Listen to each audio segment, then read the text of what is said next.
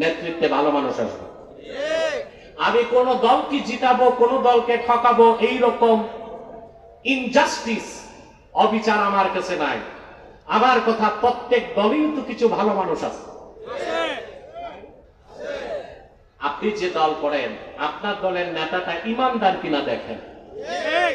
কথা বলেন, সে যদি কাফের মুশরিক হয় তাকে ভোট দিবেন না। দেখেন আপনি যে দল করেন সেই দলের যে নেতাকে ভোট দিবেন সে ইমানদার কিনা, অন্তত নামাজি কিনা, তাকে ভোট দেন।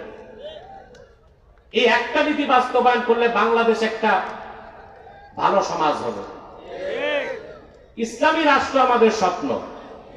ইসলামী রাষ্ট্রের আগে ইসলামী সমাজ বানান। রাষ্ট্রবিজ্ঞানে একটা কথা আছে, পলিটিক্যাল সায়েন্সে, society is great than state. রাষ্ট্র থেকে সমাজ বড়। আমরা যদি প্রত্যেক দলের মুসলমানরা ইমানদার আর নামাজিদেরকে নেতৃত্বে পাঠাই, বাংলাদেশ একটা ইসলামী সমাজ হয়ে যাবে। পরবর্তী প্রজন্ম বাংলাদেশকে ইসলামী রাষ্ট্র বানিয়ে দিবেন ইনশাআল্লাহ। সংস্কার ওদের হাতে না, সংস্কার আপনাদেরই হাতে, ঠিক কিনা? ইব্রাহিম আলাইহিস সালাম চলে গেলেন সিরিয়া। পরীক্ষার পর পরীক্ষা আসতেছে। নেতা হইতে পরীক্ষা লাগে। কি লাগে? আর আপনাদের দেশে কি লাগে? পয়সা, দুর্মুজ বাহিনী, পিস্তল বাহিনী। আর কি লাগে? না, সব এলাকার নেতারা মদ আর গাঁজা খায় না। সব এলাকার নেতারা না। এটা দাউদকান দিতেই কলঙ্ক ছিল, মুছে গেছে।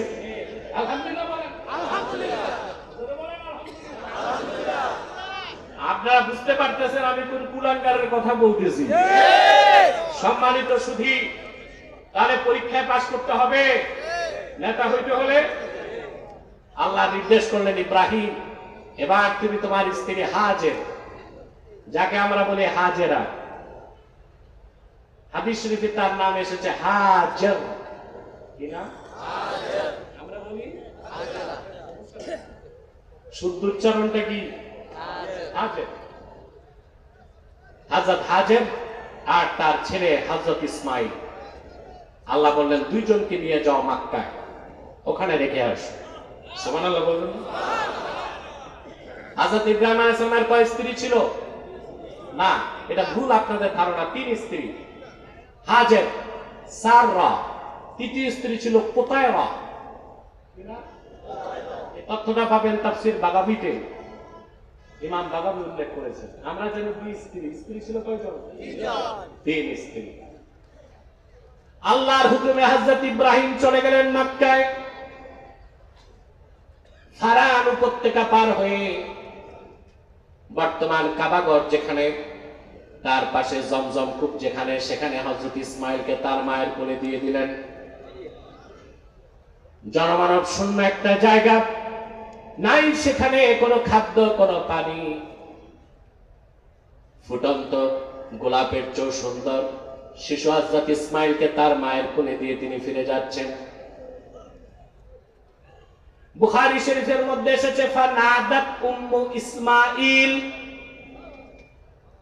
হযরত ইসমাইলের মা হযরত হাজের ইব্রাহিমকে ডাক দিলেন, একবার, দুইবার, তিনবার, কোনো জবাব দিলেন না। হযরত হাজের জিজ্ঞেস করলেন, ইব্রাহিম এটা কি আপনার নিজের সিদ্ধান্ত না আল্লাহ রাব্বুল আলামিনের সিদ্ধান্ত? হযরত ইব্রাহিম বললেন, হাজের তুমি জানো আল্লাহর হুকুমের বাইরে ইব্রাহিম একটা কদমও ফেলতে পারে না। যেমন স্বামী তেমন স্ত্রী। হযরত হাজেরা বললেন, ইব্রাহিম এটা যদি আল্লাহর হুকুম হয় আমি তা মস্তক পেতে মেনে নিলাম। যাবার বেলায় হযরত ইব্রাহিমের স্ত্রীর হাতে ইব্রাহিম শুকনা খেজুর আর চামড়ার মশকে পানি দিয়ে চলে গেলেন। দীর্ঘ ঘটনা আমি সংক্ষেপে বলছি। কয়েকদিনে পানি শেষ, খেজুর শেষ, প্রচন্ড তৃষ্ণা স্থির। হযরত হাজেরা কোলের শিশুটা স্থির হয়ে গেছে পানির তৃষ্ণায়। পানির জন্য তিনি সাফা পাহাড়ের দিকে তাকায় দেখলেন, সেখানে পানির মতো কি যেন চকচক করে দৌড়ায় গেলেন। যে দেখেন কিচ্ছু নাই, আবার মারওয়ায় তাকায় দেখেন পানির মতো কি দেখা যায়। শক্ত পাথরের সূর্যের আলো পড়ার কারণে পানির মতো ঝকঝক করছিল। পানির সন্ধানে তিনি 7 বার দৌড়ালেন। হযরত হাজেরার এই দৌড়টা আল্লাহ এত পছন্দ করলেন, কিয়ামত তক হাজীদের জন্য এই দৌড়টা আল্লাহ ওয়াজিব বানায় দিলেন। 7 বার সাফা মারওয়ায় দৌড়ালে 3.5 কিলোমিটার দৌড়ানো হয়। আমি দেখেছি 80 বছর 90 বছরের বুড়া মানুষও হাঁটতেছে, দৌড়াচ্ছে। সুবহানাল্লাহ। তারপর আপনারা জানেন তিনি যখন ফিরে আসলেন, দেখলেন ইসমাইল আলাইহিস সালাম পা দিয়ে আঘাত করছেন, আর তার পায়ের আঘাতে শক্ত মাটি ফেটে পানি বের হতে লাগলো। হযরত হাজেরার ভাষা ছিল সুরিয়ানি। সুরিয়ানি ভাষায় তিনি বললেন, জাম জাম, থামো। তিনি ইশারা করে জামজাম বললেন, নির্ধারিত জায়গায় পানি থেমে গেল। তৃপ্তির সাথে তিনি পানি পান করলেন, সন্তানকে পানি পান করালেন। ইয়ামান থেকে একটি গোত্র জুরহাম কাবিলা, তারা ফারান উপত্যকার পাশ দিয়ে মক্কা মুকাররমার পাশ দিয়ে যাচ্ছিল। ওদের পানি দরকার। ওরা দেখলো সাফা মারওয়ার চারপাশে পাখি উঠতেছে, ওরা বুঝলো এখানে পানি আছে।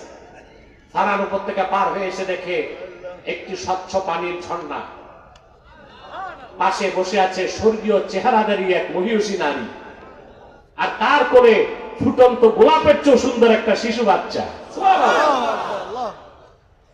জুরহাম কবিলার লোকগুলো এসে হযরত হাজেরাকে বললেন, মা, আমরা পানির তৃষ্ণায় মরে যাচ্ছি, আপনার অনুমতি থাকলে এখান থেকে পানি পান করতে চাই। তিনি বললেন, এই কূপ আমার না, আল্লাহর কূপ, পানি পান করো। ওরা পানি পান করলো।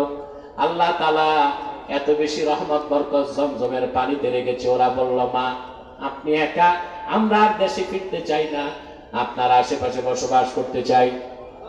তিনি বললেন, বসবাস করো। সাফা মারওয়ার চারপাশে তারা ঘর বাড়ি নির্মাণ করলো। হযরত ইসমাইল ধীরে ধীরে বড় হতে হতে আল্লাহ পাক বলেন, ফালাম্মা বালাগা মাআহু সা'য়া ক্বালা ইয়া বুনাইয়া ইন্নী আরা ফিল মানামি আন্নী আযবাহুক। সুবহানাল্লাহ। ফালাম্মা বালাগা মাআহু সা'ই, হযরত ইসমাইল এতটুকু বড় হলেন যখন দৌড়াদৌড়ি করে। কি করে? তাফসীরের কিতাবে এসেছে তার বয়স তখন 7, কেউ বলেছেন 10, কেউ বলেছেন 14। অর্থাৎ তিনি বালেগ হন। হযরত ইব্রাহিম ফিরে এসেছেন। এবার শুরু হলো চূড়ান্ত পরীক্ষা। দীর্ঘকাল পর সন্তানকে পেয়ে বুকে জড়িয়ে ধরলেন। সন্তানের স্নেহের আগুন তার কলিজায় যখন জ্বলজ্বল করছে, আল্লাহর পক্ষ থেকে আসলো চূড়ান্ত পরীক্ষা। ইব্রাহিম, তোমার প্রিয় সন্তানকে কোরবানি করো। পরপর 3 দিন তিনি স্বপ্ন দেখলেন। তারপর তিনি সিদ্ধান্ত নিয়ে নিলেন। সন্তানকে ডেকে বললেন, ইয়া বুনাইয়া ইন্নী আরা ফিল মানামি আন্নী আযবাহুক ফানজুর মাযা তারা। আমার বৎস, আমি স্বপ্নে দেখি আমি তোমাকে জবাই করছি, তুমি চিন্তা করো তো কি সিদ্ধান্ত নিব। সুবহানাল্লাহ বলবেন না? হযরত ইসমাইল বললেন, ক্বালা ইয়া আবাতি ইফআল মা তু'মার সাতাজিদুনি ইনশাআল্লাহু মিনাস সাবিরিন। আমার সম্মানিত পিতা, যা আল্লাহর পক্ষ থেকে আদেশ হয়েছে দ্রুত আপনি তা করুন, দেরি করবেন না। আমি অচিরেই আমাকে আপনি ধৈর্যশীলদের অন্তর্ভুক্ত পাবেন। নিয়ে গেলেন সন্তানকে মিনায়। অনেক ঘটনা আমি সংক্ষেপ করে দিচ্ছি শুধু পরীক্ষাগুলো বুঝাবার জন্য। হযরত ইব্রাহিমের মিনায় চলে যাবার পরে তিনি সন্তানকে জবাই করবেন। হযরতে ইসমাইল পিতাকে বললেন, সম্মানিত পিতা, আল্লাহর হুকুম মানার ক্ষেত্রে আমার কোনো আপত্তি নাই, শুধু আমার অনুরোধ, আপনি যখন আমাকে জবাই করবেন আমার চেহারাটা মাটির দিকে করে দিবেন, যেন আপনার চোখে আমার চোখ না পড়ে। হাত পা বেঁধে নিবেন, কাপড়গুলো আমার মাকে দিয়ে দিবেন। হযরত ইব্রাহিম ছুরি হাতে নিয়ে জবাই করার জন্য উদ্যত হলেন। সন্তানের কচি নরম গর্দানের মধ্যে তিনি ছুরি চালাচ্ছেন, কোনো কাজ হয় না। একবার, দুইবার, তিনবার কাজ হয় না। তাফসীরের কিতাব সাক্ষী দেয়, ফাআলকাহা আলাল হাজার ফাশাক্কাল হাজার। বিরক্ত হয়ে তিনি ছুরিটা একটা পাথরে মারলেন, ছুরির আঘাতে পাথরটা দুই টুকরা হয়ে গেল। হযরত ইব্রাহিম আকাশ পানে তাকায় বললেন, রব্বুল আলামিন, কি তোমার কারিশমা, কিছুই তো বুঝি না। ছুরির আঘাতে পাথর দুই টুকরা হয়ে যায়, আমার সন্তানের গর্দান কেন কাটে না? আল্লাহর পক্ষ থেকে ডাক আসলো, ইব্রাহিম, সব পরীক্ষায় তুমি পাশ করেছো, উত্তীর্ণ হয়ে গেছো। আল্লাহ ডাক দিয়ে বললেন, কদ সাদ্দাক্তার রুইয়া, তুমি স্বপ্নকে সত্য বানাই দিছো। ইব্রাহিম, সন্তানকে আর জবাই করার দরকার নাই, আমি জান্নাত থেকে পশু পাঠায় দিলাম, তুমি জবাই করে দাও।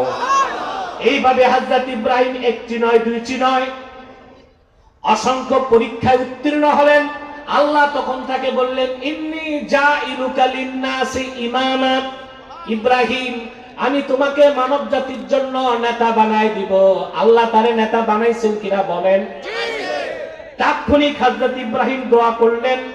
তিনি ডাক দিয়ে আল্লাহকে বললেন, রব্বুল আলামিন, ক্বালা ওয়া মিন যুররিয়াতি, শুধু আমারই নেতা বানাবা না আমার বংশধরের মধ্যে আরো কাউরে নেতা বানাবা? আল্লাহ বলে দিলেন, শোনো ইব্রাহিম, লা ইয়ানালু আহদিজ জালিমিন, আমার ওয়াদা জালেমদের কাছে কখনো পৌঁছবে না। অর্থাৎ তোমার বংশের মধ্যে যারা কাফের মুশরিক, এই নেতৃত্বের সম্মান আমি তাদেরকে দিব না। ঈমানের উপর যারা থাকবে আমি তাদেরকে নেতা বানাবো। বলেন সুবহানাল্লাহ। সুবহানাল্লাহ। আমার ভাইয়েরা, হযরত ইব্রাহিমের বংশে হযরত ইসহাকের সূত্রে আল্লাহ ৭০,০০০ নবী পাঠাইছেন। কথা বলে না? নেতা ছিলেন না? তারা ধর্মীয় ক্ষেত্রে নেতৃত্ব দিতেন, রাজনৈতিক নেতৃত্ব, সুবহানাল্লাহ বলবেন না? আপনাদের অনেকের ধারণা ইসলামে রাজনীতি নাই। আরে অনেকে বলে যে কোরআনের সাথে রাজনীতির সম্পর্ক নাই। ওই নির্ভদ্রে যদি বলেন সূরা ফাতিহা তরজমা করো, ওর মাস্টার স্ট্রোক করবে। কি করবে? কোরআনে রাজনীতি নাই? আছে। জোরে বলতে হবে, আছে। কোরআনে রাজনীতি নাই? আছে। হাদিসে রাজনীতি নাই? আছে। সেটা ডেমোক্রেসি নয়, সোশ্যালিজম নয়, ক্যাপিটালিজম নয়, মানব রচিত মতবাদ নয়। সেটা হচ্ছে খেলাফত আলা মিনহাজিন নবুওয়া। যে খেলাফত, যে রাজনৈতিক আদর্শ প্রতিষ্ঠার জন্য ইমামে হোসেন কারবালায় রক্ত দিয়েছেন, সে রাজনীতিকে আমরা বিশ্বাস করি মনে প্রাণে। ঠিক আছে? ইসলামে রাজনীতি নাই, এটা নির্ভর ছাড়া কেউ বলতে পারে না। হযরত ইব্রাহিমের বংশ আল্লাহ নেতা বানিয়েছিলেন। কথা বলে না? ইমানদারদের। কাদেরকে? হযরত ইসহাকের বংশ থেকে কতজন পয়গম্বর আসছে? প্রায় ৭০,০০০। তারা রাজনীতি করতেন, তারা সমাজে নেতৃত্ব দিতেন, তারা ছিলেন ইমাম। বলেন সুবহানাল্লাহ। বনী ইসরায়েলের নবীগণ রাজনীতি করতেন। আবার বলছি, বনী ইসরায়েলের নবীগণ রাজনীতি করতেন। তা আমরা রাজনীতি করতে পারবো না?